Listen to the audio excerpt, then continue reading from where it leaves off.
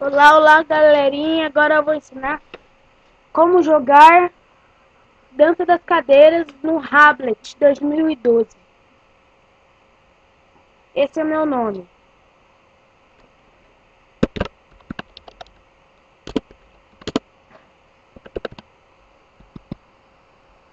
Ok?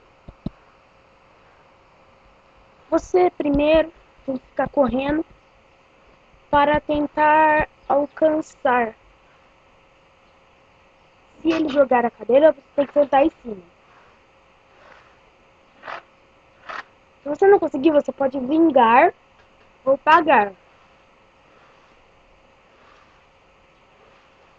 Ele vai começar.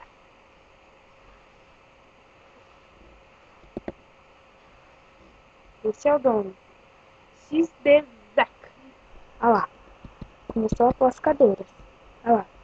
No lugar onde está mais vazio, ele vai colocar.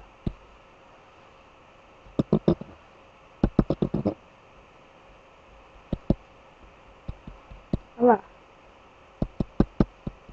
Quanto aqui tá vazio, ó.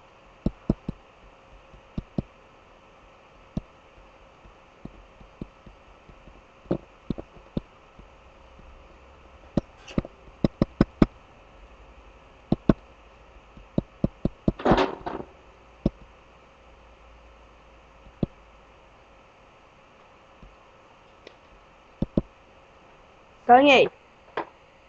A primeira etapa. E vai ter que ser assim, sendo assim, tem que ser assim, ok? Então, galerinha, falou.